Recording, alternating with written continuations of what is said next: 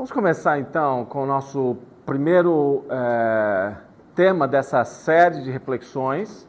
Você pode só virar para frente, isso, mas vocês podem ficar no mesmo lugar que vocês estão, porque depois vocês vão se reconectar em grupo. E hoje eu quero falar sobre história, sobre trabalho e sobre o Evangelho.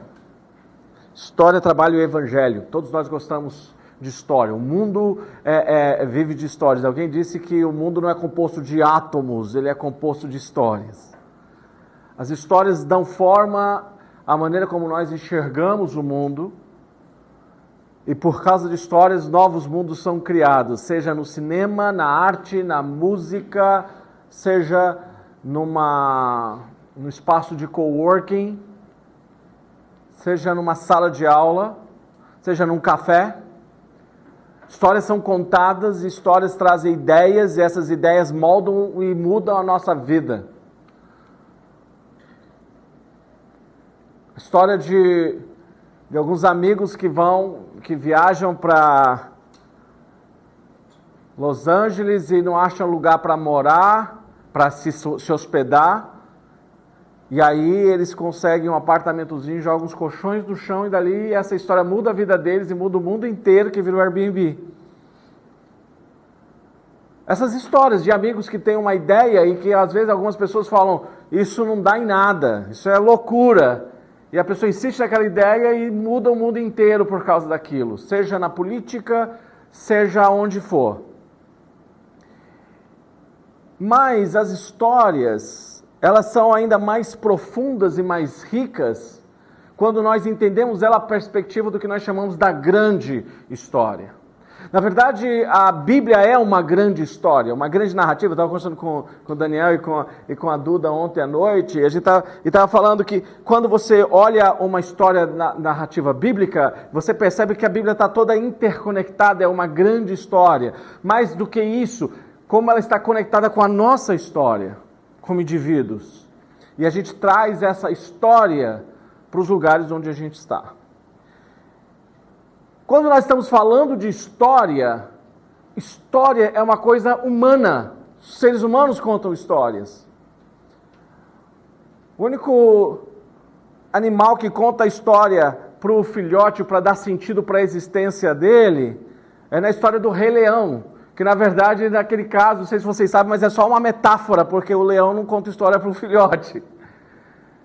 Mas para dar sentido para as nossas histórias, que nós criamos essas histórias. Os animais não contam histórias.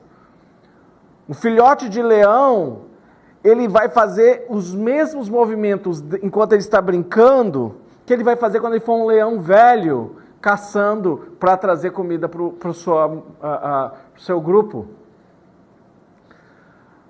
Uma abelha, desde que ela nasce, ela já começa a passar por aquele ciclo de buscar o pólen, de trazer para a sua colmeia, de formar a colmeia, de gerar o mel. Animais, eles ficam repetindo ciclos. Seres humanos contam histórias. E nós criamos novas histórias e novas ideias, e nós falamos de sentido, de propósito. E o único ser que existe na Terra, que faz a pergunta, o que significa ser humano, somos nós. O leão não pergunta o que significa ser leão, o cachorro não pergunta o que significa ser cachorro, o gato não pergunta o que significa ser gato, somente o ser humano faz isso. Só nós questionamos a história. E só nós perguntamos se há sentido no trabalho. Já parou para pensar nisso? Você não vai ver um leão numa crise existencial porque ele tem que caçar. Ele simplesmente vai lá e caça.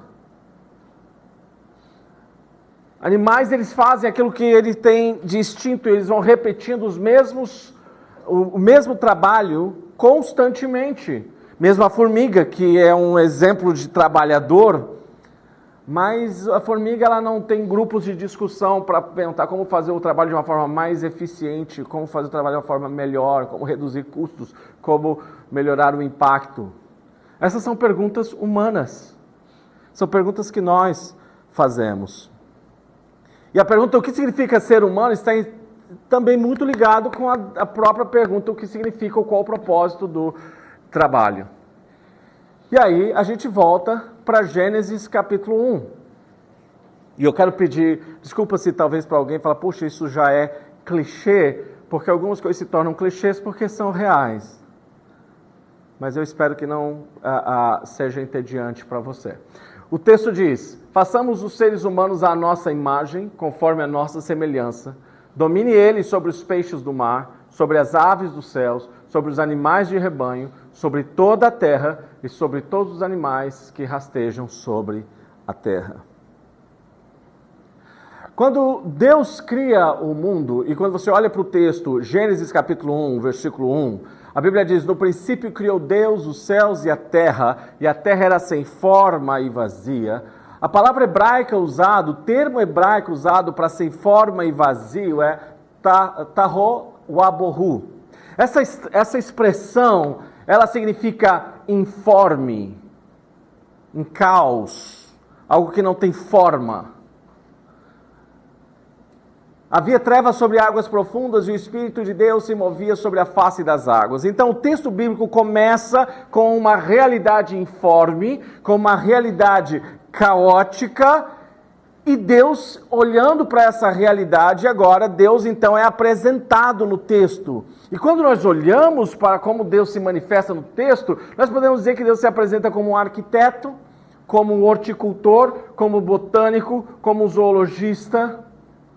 Ele é um engenheiro, ele é um poeta, ele é um músico.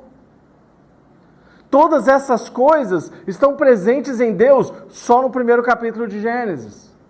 Deus se manifesta para o mundo através do trabalho. E essa descrição sobre Deus e o trabalho é interessante, porque se a nossa narrativa de Gênesis, a narrativa dos cristãos não fosse Gênesis, para pensar a criação, se você olhasse, pode colocar para mim no próximo, se você olhasse para a narrativa dos babilônicos, a descrição de Deus não seria um Deus que trabalha. Na verdade, na história de Marduk, que é o deus dos deuses babilônico, ele entra numa guerra, ele destrói um dos deuses, ele vence um dos deuses, esse deus derrotado, ele arranca pedaços dele, ele joga na terra e cria os seres humanos, e ele os castiga. Ele diz, do sangue dele farei o homem para que carregue o fardo dos deuses. Para os babilônicos, a narrativa da criação era de um Deus que não precisava trabalhar, ou de deuses que não precisam trabalhar, mas que os seres humanos iriam fazer o trabalho que não era o trabalho dos deuses, e eles iam carregar esse fardo dos deuses. Na narrativa hebraica da Bíblia, Deus é o Deus que trabalha e que tem prazer em trabalhar. Na narrativa babilônica, o trabalho é o castigo dos deuses para a raça humana. Você percebe a diferença de perspectiva que nós olhamos então para o trabalho? Pode passar? Porque a gente volta para a narrativa da criação em Gênesis, e o texto diz, Deus criou o ser humano à sua imagem. A imagem de Deus o criou, homem e mulher os criou, e aí eu não coloquei aqui, mas se você continua o texto diz, a sua semelhança. E aí é interessante essa expressão, porque a gente tem que olhar para uma outra história, que é a história da narrativa da criação no Egito.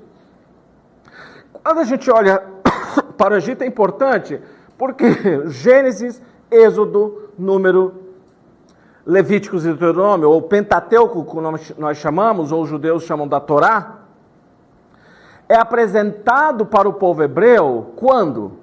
Lembra, o povo de Israel, o povo hebreu, eles ficaram 430 anos, eles ficaram 430 anos escravos no Egito. Eles saem de um grupo de pastores de ovelhas e eles vão para um lugar de construção, engenharia civil. Eles saem de um grupo que é um deus monoteísta para um lugar de muitos deuses. E as histórias que eles estão ouvindo no Egito são as histórias desses deuses do mundo egípcio, por 430 anos. Quando Deus tira o povo de Israel do Egito, eles agora são escravos da construção civil. E agora Deus precisa fazer um trabalho, porque Deus, ele leva ele faz o trabalho de tirar o povo do Egito, mas agora ele tem um segundo trabalho, que é de tirar o Egito do povo. Entende? Agora ele tá formando as histórias desse povo. Quais são as histórias que a gente conta? Quais são as histórias que a gente conta? Eu posso contar as histórias de escravos. Nós somos os que carregamos os fardos dos deuses. Olha, qual é a perspectiva ou paradigma egípcio para o trabalho? No Egito, você tem essa descrição que Gênesis 1 diz: façamos o homem à nossa imagem e semelhança. Selem Elohim. No Egito, a imagem e semelhança era um termo usado apenas para os deuses. Esse é um termo para as estátuas dos deuses que são colocadas nos templos. E só quem pode compartilhar dessa imagem, essa figura, são os reis, os faraós. E os outros eles são jogados para, de novo, o fardo do trabalho. Isso era comum tanto no Egito quanto na Babilônia.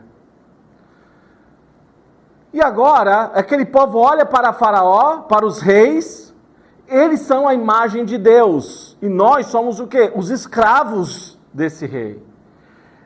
E Moisés está contando, deixa eu contar a história como ela de fato é.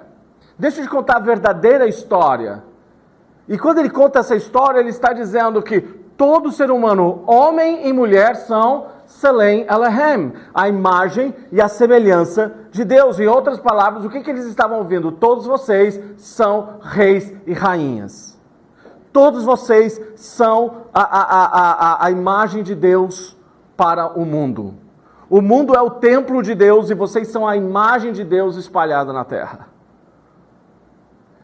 Então agora, Gênesis, ele está mudando totalmente a visão. Nós não somos apenas escravos, nós não nascemos e vivemos para sermos escravos no final. Acredite, essas ideias, elas são tão atuais como eram há cerca de 4, 5 mil anos atrás. Nós vamos falar depois mais sobre isso, mas a história que nós vamos contando, ela é muito importante. Ok?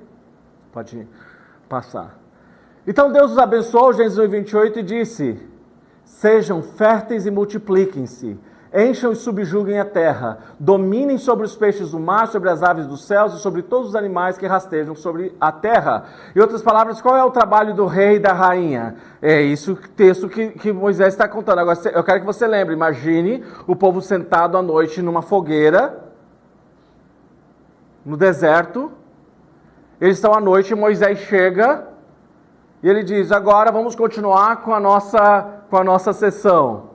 Vamos voltar e continuar a nossa história. Vamos então continuar na nossa série do Netflix sobre como é que vocês, quem somos nós. E aí eles estão dizendo: vocês são Selem Elohim, a imagem e semelhança. Imagem de Deus, mas ao mesmo tempo vocês são o quê? Os reis e as rainhas que vão, e vocês têm um propósito de existência. E aqui o termo usado é dominar. Encher, subjugar e dominar. Essas três palavras parecem um pouco assustadoras dentro do contexto ocidental do século XXI. Porque dá a ideia de ditadura, não dá uma ideia de exploração, da ideia de gente que vai destruir tudo e que vai acabar com tudo, que está subjugando pessoas. Talvez de escravidão, talvez de uma ideia de colonialismo. Mas não é disso que o texto está dizendo. Na verdade, o texto está trabalhando com três coisas aqui. A primeira coisa tem a ver com encher a terra. E aí a gente vai entender o contexto do Éden. Encher a terra do quê? Em outras palavras, vocês vão desenvolver a terra. Você lembra? Gênesis capítulo 1, nós temos a criação, a narrativa da criação. Deus termina a criação e Deus descansa e diz que agora tudo está muito bom. E aí Deus tem esse diálogo com Adão e com Eva. O que Deus está dizendo para eles? Pode passar para o próximo. Gênesis 2:15. O Senhor Deus tomou o homem e o colocou no jardim do Éden para cultivar, e o guardar. Essa palavra cultivar tem a ver com a ideia de encher, subjugar e dominar. Em outras palavras, e o que o texto de Gênesis está nos mostrando? Porque nós temos uma ideia, e aí é onde a gente precisa corrigir as nossas ideias de quando a gente lê a Bíblia, de que quando Deus criou o Éden era um lugar onde ninguém precisava trabalhar, onde estava tudo pronto, estava tudo tranquilo, a única coisa que eles precisavam era caminhar na praia, comer muita fruta, tomar um banho de sol, fazer muito sexo, e era isso a vida de Adão e Eva. Eu acho que essas coisas estavam inclusas, mas essas coisas não eram o propósito por o qual eles estavam lá. A Bíblia fala que Deus está chamando eles para multiplicar e encher a terra. Agora, Deus criou toda a terra para ser habitada. E aqui, Deus deixa a terra, esse jardim, para ser cultivado. E o que Deus está dizendo? Deus deixou algo para a gente excelente, mas Deus não nos entregou as coisas prontas. Em outras palavras, o que Deus está dizendo é: vocês vão desenvolver a terra. Vocês vão trazer a terra para o máximo do seu potencial para o qual ela existe. Vocês vão espalhar a minha glória sobre a terra e vocês vão ser aqueles que vão governar o mundo. Para que vocês, no ato do trabalho, expressem a minha semelhança. Vocês vão governar como eu governo o universo, vocês vão governar no mundo. Vocês vão se multiplicar e vocês vão trazer o bem sobre a terra. Vocês vão trazer bem-estar e vocês vão trazer beleza para o mundo.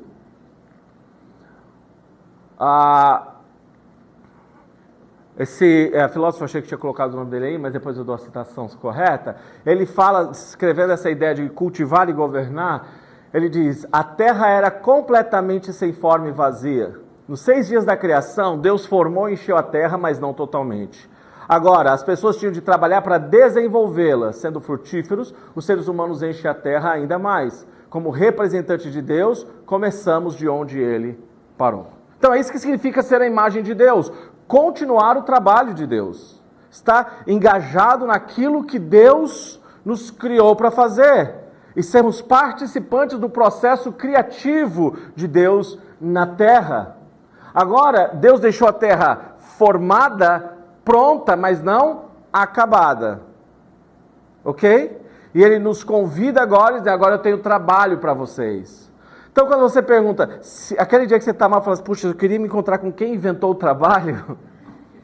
O trabalho quem inventou foi Deus. Aliás, Jesus Cristo diz: meu Pai sempre trabalhou.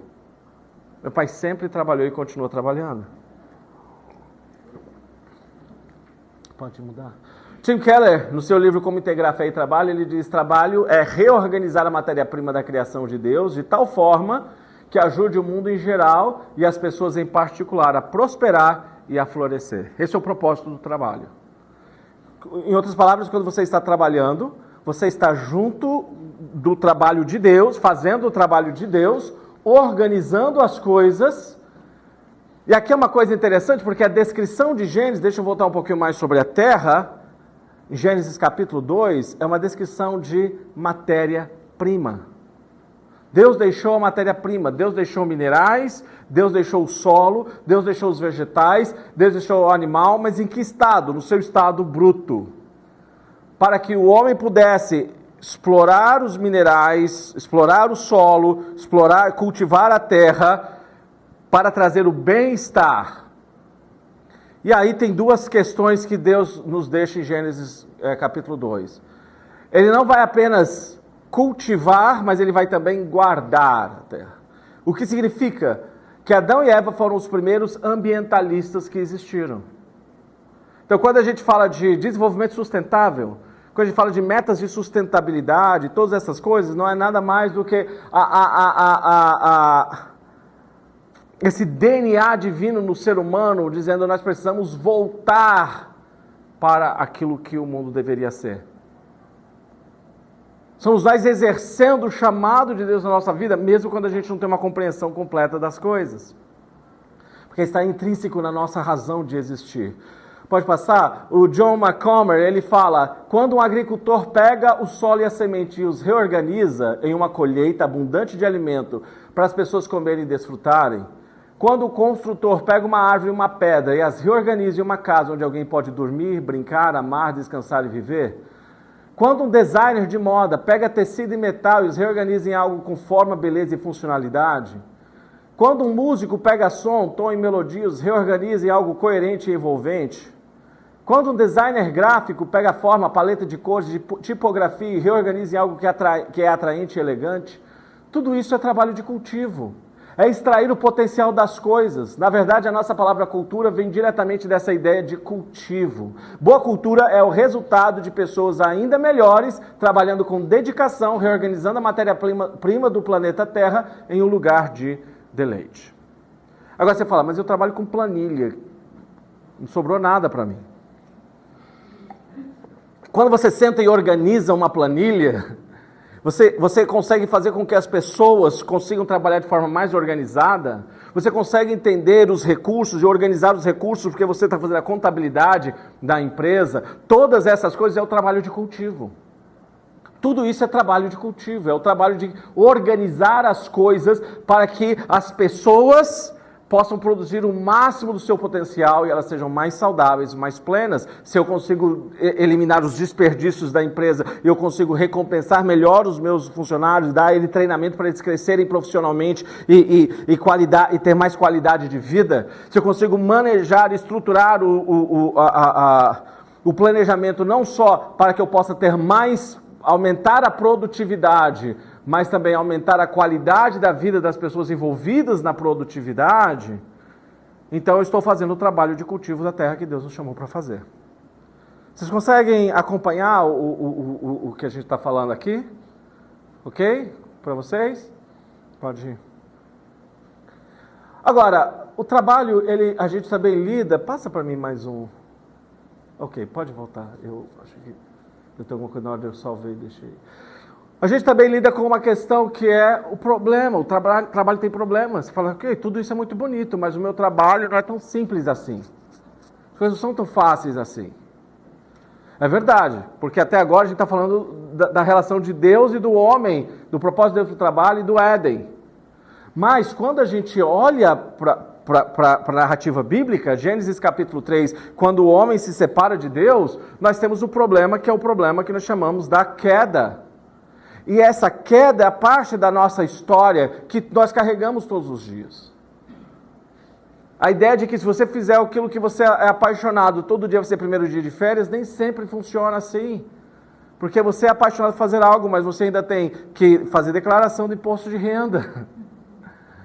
Você ainda tem que ter reunião, aquelas reuniões que você fala, gente, mas para que uma reunião desse tamanho? Não precisava, tudo isso dava para ter resolvido no e-mail. Você tem entregas que você atrasou e você não consegue fazer. Você tem expectativas que as pessoas trazem para você. Você acha que está tudo certo. De repente você entra na reunião e fala, hoje a reunião vai ser maravilhosa. E aí você tem uma pessoa que desaba a chorar ou abrir o coração e reclamar da vida. E você não esperava por aquilo. Está tudo organizado e do nada a pessoa decide que vai sair da equipe porque está cansado e quer mudar de emprego. Ou o seu cliente fala, olha, eu vou ter que cancelar o projeto. Ainda bem que com vocês, nunca aconteceu nada desse jeito. Mas há uma grande probabilidade que se você está no mundo do trabalho, se você ainda não viveu, você vai viver. Desculpa dar as más notícias. Por quê? Porque o trabalho, ele é imbuído de bênçãos, mas o trabalho, ele faz parte do problema. Quando Deus conversa com Adão, Gênesis capítulo 3, o que ele fala para Adão? Do suor do seu rosto, você vai trabalhar e você vai lidar com a terra e você vai ter espinhos e cardos no chão. O trabalho agora vai ser penoso, duro, difícil, ainda necessário, mas o trabalho tem problemas. E aí a gente pode olhar para o trabalho de 3 formas. Passa para frente, depois eu volto aqui, tá bom? Por causa do pecado. A primeira é o trabalho como maldição. O trabalho é uma maldição, e essa é a ideia dos egípcios, essa é a ideia dos babilônios antigos, mas essas ideias carregam e vêm para a nossa cultura muitas vezes. Verdade, uma pesquisa feita com os adolescentes de geração alfa é que nós temos uma série de adolescentes que eles aprenderam a ganhar dinheiro no TikTok, eles estão dizendo, para que eu vou fazer faculdade de medicina, por que eu vou fazer engenharia, para que eu vou trabalhar se hoje, com 13 anos de idade, eu ganho mais dinheiro do que um médico. O Elon Musk, ele deu uma entrevista falando, olha, a gente vai precisar um dia ter uma renda universal, porque não vai ter trabalho para todo mundo. E aquele escritor israelense que escreveu Homo Deus, qual é o nome dele? É o Harari. Ele falou, a gente está caminhando para o que ele chamou de um ser inútil. Pessoas que não vão ter mais lugar e utilidade alguma no mundo. Então, os cenários são catastróficos. Para essas crianças, eles estão dizendo, eu não preciso trabalhar, eu preciso, porque eu ganho dinheiro fazendo os meus vídeos, que não necessariamente eu estou produzindo nada. Entende? Eu não estou trazendo florescimento humano, a gente vai falar sobre isso. Eu estou ganhando dinheiro para consumir e ser consumido. E eles estão dizendo, olha, vamos dar dinheiro para todo mundo ter o que comer, porque trabalho a gente não vai ter. Agora, quando a gente tira essa possibilidade, a gente também tira as pessoas do conceito, da própria ideia de sentido e de propósito que vem no trabalho. Então, tem 3 maneiras diferentes de ver o trabalho. Uma, o trabalho como maldição. Se o trabalho é uma maldição e eu ganho dinheiro de outra forma, por que eu vou trabalhar? Ou eu vou me tornar uma pessoa preguiçosa, ou eu vou fazer o trabalho mal feito, eu não tenho motivação para lidar com as demandas do trabalho, porque eu estou aqui por obrigação, é uma maldição. Eu queria estar em outro lugar, fazendo outra coisa. A segunda coisa, eu posso olhar o trabalho como um Deus. Eu venho de um contexto de pobreza, eu venho de um contexto de dificuldades, de uma família, talvez eu vi o sofrimento dos meus pais ou dos meus avós, então, para mim ter um mestrado, um doutorado, um pós-doutorado, para eu me tornar um CEO de uma empresa, ou eu juntar X dinheiro, ou ter uma startup unicórnio, essa é a salvação funcional para a minha vida, e se eu conseguir isso, a minha vida vai fazer sentido, e nesse caso, isso leva ao vício no trabalho, pessoas que são workaholics, que perdem toda a vida por causa do trabalho. Ou trabalho vazio de sentido, como aconteceu como essas crianças e as previsões que a gente tem, né, no contexto, porque a gente está falando uma série de profissões vão se tornar obsoletas por causa da inteligência artificial, então a gente começa a desistir das coisas antes que a gente ache melhores soluções. Pode passar. Mas a Bíblia toda está imbuída com o propósito de Deus e a relação de Deus com o homem. E se a gente vê o propósito do trabalho na criação, a gente vê o problema do trabalho na queda, nós entendemos também que Jesus se manifesta para a redenção de todas as coisas. A Bíblia diz que na cruz Jesus estava reconciliando consigo todas as coisas, inclusive o trabalho. Não é interessante que Jesus, quando ele vem para a terra, ele não se apresenta como um Deus. Imagine, se Jesus fosse um Deus da mitologia grega, ele estava sentado, talvez ali, ele tinha ido para Atenas, não teria ido para Jerusalém, para Belém em primeiro lugar. Segundo, ele estaria sentado com outros deuses ali discutindo a vida, mas a última coisa que ele faria por causa da sua honra e da sua dignidade, a última coisa que ele faria era trabalhar. Mas Jesus, ele vem para a terra e ele vem como um carpinteiro, ele trabalha, ele usa a linguagem do trabalho, ele fala sobre agricultura, ele fala sobre governo, ele fala sobre planejamento. Gustavo que está acostumado, né, Gustavo, da palestra, quantas coisas a gente aprende das conversas e do exemplo de Jesus. E, de novo, ele fala, tudo que eu vi o Pai fazer, eu fiz, e meu Pai sempre trabalhou e trabalha até agora. Então Jesus Cristo, ele veio trabalhando. E ele não só veio trabalhando, mas ele resgata todo o propósito do trabalho. Porque quando nós somos resgatados por Jesus, você não tem apenas uma parte da sua existência resgatada, mas nós somos resgatados por completo. Como humanos integrais. E aí um dos problemas do movimento evangélico moderno é que nós separamos a vida em diferentes etapas, o que é secular, o que é sagrado, o que é espiritual e o que é carnal. A gente olha para as pessoas e fala, como é que vai a sua vida espiritual? Se você perguntasse para Jesus, Como vai sua vida espiritual? Jesus está falando, não entendi, o que você está perguntando? Você quer saber como vai minha vida? Minha vida vai bem, obrigado. Não, sua vida espiritual, tudo na vida é espiritual. O seu trabalho é espiritual. Você dá sentido para o seu trabalho.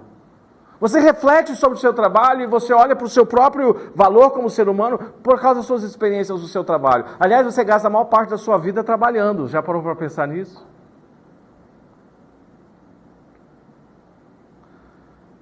Você constrói uma casa, e aí você olha para aquela casa, você não vê apenas tijolos e paredes, você vê histórias. A gente conta as histórias da casa. Você faz fotos, você não vê apenas um papel com uma imagem, você revive as experiências daquela foto. Se eu colocasse aqui, expôsse a foto de alguém amado de vocês aqui e todo mundo começasse a jogar tomate, né, naquela foto, você ficar ofendido e falar, mas aqui não é a pessoa que está aqui, não é sua mãe, é a foto só, aqui é um papel, aqui é uma imagem, é uma televisão, isso aqui não tem nada. Mas a gente dá sentido para a foto e fala, não, essa aqui é a minha mãe, é o meu pai, é o meu avô, é a pessoa que eu amo. Porque, por mais que seja um papel, mas nós damos sentido àquilo porque nós somos o quê? Espirituais, porque nós temos espírito. Isso é importante para a gente entender. E quando você se dedica ao seu trabalho, que foi que é autor, a gente tem o Felipe, que é o compositor, não conseguiu estar aqui hoje, mas está com a gente. Talvez você tenha feito algum projeto, que você teve a autoria desse projeto, e talvez você teve alguém que fez um plágio, ou que tomou os direitos autorais e disse que foi ele que fez e não você.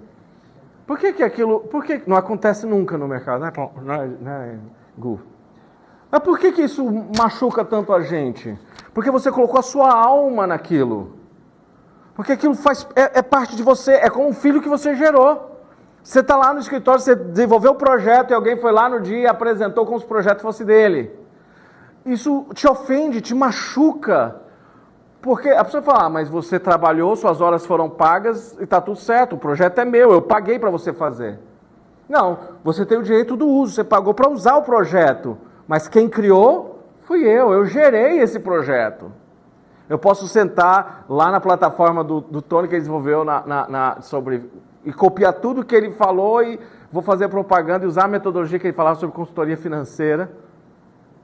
Aliás, não sei se você ainda faz, mas se alguém precisar, o cara é incrível. E aí fala, fui eu que fiz. E ele vai ficar extremamente ofendido comigo.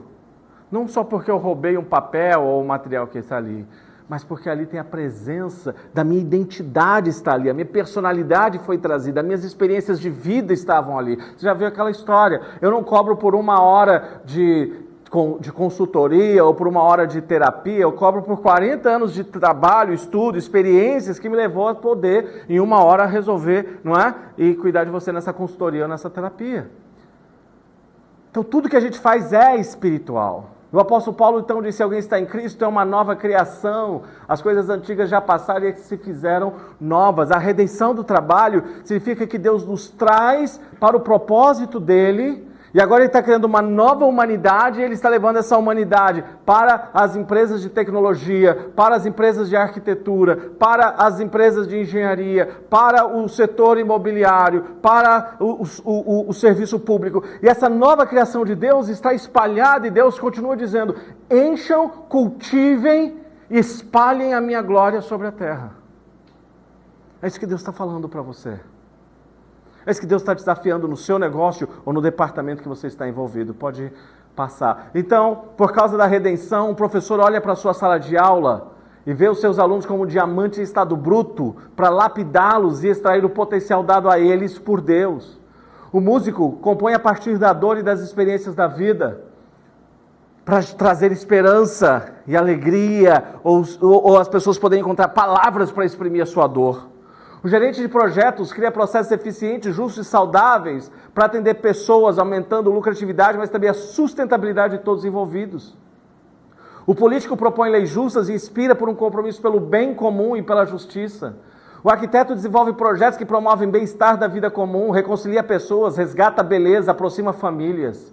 Quando perguntado qual o seu negócio, a sua profissão, o cristão responde: o meu negócio é o negócio do florescimento humano. Nós estamos trazendo abundância de vida. Esse é o seu negócio.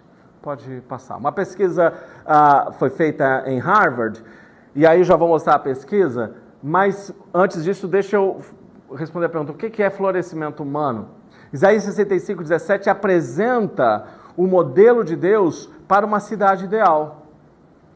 Vou encher de alegria a cidade de Jerusalém, vou dar muita felicidade ao seu povo, felicidade e satisfação com a vida. Nunca mais morrerão crianças de poucos dias, ninguém morrerá antes de ficar bem velho. Morrer aos 100 anos será morrer moço, e não chegar aos 100 anos será uma maldição. Saúde e longevidade. O Chuck Norris morreu ontem, né? Vocês sabiam disso? Cara, agora assim, morreu um menino, 86 anos. Agora, aí tem todas as brincadeiras. Mas sabe o que é interessante? Eu pensei, cara, você morreu 86 anos, a pessoa fala assim, cara, mas morreu muito jovem, é um privilégio de poucos. Quase que ele conseguiu até 2000. Porque semana passada ele fez um vídeo de aniversário e ele está lá lutando, levantando 120 quilos na barra aqui, né? E aí depois ele teve um mal súbito e morreu. Quer dizer, não ficou com problema de não conseguir enxergar, sem conseguir andar, com nada. Estava levantando 120 quilos e tal, um dia passou mal, morreu. Aí você fala, morreu um menino. A Bíblia diz que esse é o projeto de Deus. Vocês construirão casas e morarão nelas, farão plantações de uvas e beberão seu vinho, moradia, alimentação, bem-estar financeiro, né? Você vai poder beber vinho sem ficando enchendo a cara de álcool, quer dizer, você vai beber vinho, mas não vai ficar bêbado, não vai virar alcoólatra, né? Todos terão o prazer de aproveitar as coisas que eles mesmos fizeram, trabalho significativo, você vai trabalhar e vai ver o fruto do seu trabalho. Todo o seu trabalho dará acesso, seus filhos não acabarão na desgraça, mobilidade ascendente, seus filhos vão ter acesso a recursos que você não tinha antes. Pois eles e seus descendentes, forte estrutura familiar, você vai ver os seus netos também recebendo os benefícios do seu trabalho. Antes mesmo que eles me chamem, eu os atenderei, e antes mesmo de acabar de falar, eu responderei. Conexão com Deus, uma comunidade espiritual ativa, experimentando Deus profundamente. Os lobos e os carneiros pastarão juntos, e no meu Monte Santo não acontecerá nada que seja mal ou perigoso. Reconciliação, ausência de violência. Essa é a visão de Deus, a partir de Isaías, para o florescimento humano. Agora, em Harvard, o Tim Vanderwille é um professor, eles começaram um departamento em Harvard de florescimento humano. E ele diz que o florescimento é um estado no qual todos os aspectos da vida de uma pessoa são bons, bem-estar humano completo. Em Harvard eles têm um estudo sobre isso. E aí quando você olha, deixa eu ver se está aí a imagem, vê se está, não está. Tá bom, acho que eu tive algum problema. Mas eu passo para você depois junto com o PDF desse material. Porque quando eles pegaram a pesquisa disso aqui, algo interessante a gente percebeu que foi... todos os fatores e as conexões que eles falaram que são necessários para o florescimento humano estão em Isaías. É exatamente o que o texto diz, é o que a Harvard está dizendo dentro das suas pesquisas, que é o ambiente ideal do florescimento humano. E a proposta de Harvard é que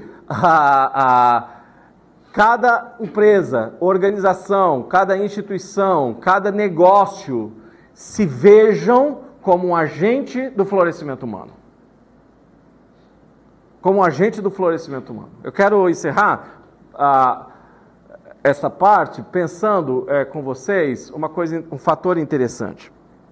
Quando eu era adolescente, eu vim de uma comunidade muito pobre e eu comecei a trabalhar muito cedo, com 14 anos, como muita gente da minha geração teve essa mesma experiência. Um dos meus primeiros empregos eu trabalhei na Nestlé, que era ali na Berrini, na época. E muito do que eu cresci foi por lá. Mas uma coisa que eu observei, naquela época, eu já comecei a observar isso com 15, 16 anos, é que as cidades onde essas empresas estavam, não só a Nestlé, a Coca-Cola e tudo mais, eram as cidades que mais floresciam. E aí, eu depois conheci a história de algumas das cidades. Por exemplo, eu morei por um bom tempo numa cidade pequena no interior de São Paulo chamada Garça. Garça é ao lado de Marília. Quando a Coca-Cola foi para o interior e elas negociaram para estabelecer sua indústria em Garça, porque a qualidade da água era uma das melhores águas do Brasil, da qualidade de água, de pureza da água. E os fazendeiros não quiseram, tinham um domínio muito grande lá e todo mundo disse não, eles foram para Marília. Marília se tornou o lugar dos hospitais, das universidades e isso impactou toda a economia e a cultura da própria cidade. Mesma coisa aconteceu se você vai para Catanduva e São José do Rio Preto, a história é exatamente a mesma. E aí você fala, qual a cidade que cresceu? São José do Rio Preto. Por que eu estou dizendo isso? Eu não estou aqui querendo fazer um discurso capitalista, mas eu estou dizendo porque as organizações elas têm um grande potencial de trazer desenvolvimento humano. Especialmente quando essas organizações, seja ela uma pequena startup, seja você um profissional liberal, uma escola, uma igreja ou uma multinacional, mas quando existem valores do reino de Deus que permeiam esses ambientes, o potencial de multiplicar e de abençoar e de gerar florescimento é muito maior. Então, quando você olha para você e você percebe a história, e aí você consegue passar para frente? Deixa eu ver. Pode passar mais? Vai para frente. Ok, pode jogar. Uhum. Tá aí. Então pode continuar, que bom. Ok, então esse aqui é de Harvard, tá? Então o que eles colocaram? Felicidade e satisfação com a vida, saúde física e mental, significado e propósito, caráter e virtude, relacionamento social próximo, estabilidade financeira e material. E aí eles traçaram a própria, nesses campos, grupo de estudo de Harvard, o papel de cada uma dessas organizações, família, trabalho, educação e comunidade religiosa, para gerar esse resultado. Pode ir. Volta só naquela área, eu só vou fazer mais uma coisa, depois a gente fala das perguntas. Os 2 primeiros capítulos de Gênesis, eles mostram então um mundo pronto para ser desenvolvido. De Gênesis 3 até Apocalipse, capítulo 20, a gente está lidando com todas as crises que acontecem como resultado de nós termos abandonado a Deus e também com Deus tomando a iniciativa para restaurar todas as coisas e no meio do processo mandando Jesus e enviando um povo em nome de Jesus que somos nós. Mas os 2 últimos capítulos da Bíblia, e eu não vou ler agora por causa do nosso horário, se você olhar lá Apocalipse 21 e 22, você vai ver a descrição muito semelhante de uma descrição de Gênesis 1 e 2. Você vai ver o rio, você vai ver ouro, você vai ver pedras preciosas, tudo isso está lá, a presença de Deus. Qual é a diferença? É que em Gênesis 1 e 2 nós temos um jardim, e em Apocalipse 22 nós temos uma cidade-jardim. O que Deus projeta em Gênesis e se engaja no processo entre Gênesis e Apocalipse, vai estar completado e vai estar claro em Apocalipse. Em outras palavras, nós somos parte do projeto de Deus de reconstruir as coisas e fazer com que a terra seja aquilo da forma que Ele projetou para que ela fosse. E você me pergunta, como é que eu faço isso? Isso não é um trabalho apenas do pastor. Você gasta na igreja 2 horas por semana, talvez 3 horas no domingo. Talvez você é uma igreja com mais atividades, né? Um pouco mais. O Alê não conta, Alê, porque eu estou falando de culto, tá? Não é no trabalho de escritório da igreja. Não é o trabalho do pastor apenas. É claro que a igreja está inclusa ali. Mas não é só isso. Não é aquilo que acontece no escritório, é aquilo que acontece no seu home office. É aquilo que acontece no projeto que você está desenvolvendo, na negociação, no café, naquele almoço de negócio que você vai, nas coisas que você está desenvolvendo, onde você investe os seus recursos, na forma que você investe. Todas essas coisas fazem parte do projeto, de como Deus está fazendo a reconstrução das coisas. Então Deus está te colocando em lugares especiais, porque Ele quer fazer coisas especiais, porque Ele acredita que você é alguém especial para isso.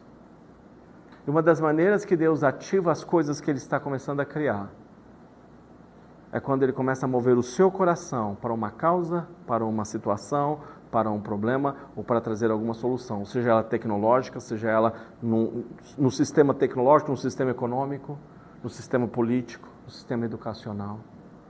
E a partir dali Deus começa um processo de criar as coisas através de gente como eu e você. Então eu queria que você tirasse um minuto para orar e pedir para Deus se revelar durante esse processo, essa jornada, dizer, Senhor, qual é o meu lugar, o meu papel na tua história. E como é que eu posso enxergar essa história ao meu redor e participar dela. Eu vou para pensar que toda a história começa com esse processo. A história do Star Wars é a história de um casal de irmãos gêmeos, filhos de rei, filhos da rainha, que são expulsos da presença dos pais. A mãe morre e ele, para ser protegido, eles são levados, são separados. E um desses meninos vão trabalhar numa fazenda, e trabalhando duro numa fazenda, até que um dia ele é encontrado e é chamado para uma aventura, para desenvolver certas habilidades. E ele vai atingir o potencial da sua habilidade quando ele descobre quem ele é de verdade. A gente vai falar mais sobre isso quando a gente fala sobre identidade. As histórias são assim. E a história bíblica é a história te chamando para você assumir o seu papel como filho, filha de Deus, criada à imagem e à semelhança de Deus, para cultivar a terra, para criar cultura, para que a gente possa promover o florescimento humano e espalhar a terra com a glória de Deus. Ora silenciosamente no seu lugar e conversa com Deus.